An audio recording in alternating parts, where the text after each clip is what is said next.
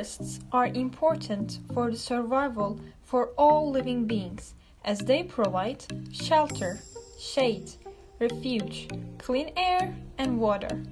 Over 60,000 different species of trees can be found in forests and woodland. Forests are home to more than 80% of all animals, plants, and insects.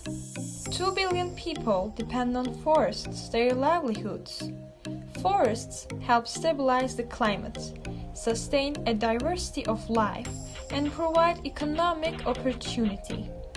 They also provide protection against natural disasters like floods and landslides. In short, we need our forests, and our forests need us. There are countless reasons why it's essential to keep forests standing. Save the trees, save the earth. Plant more trees for a better future.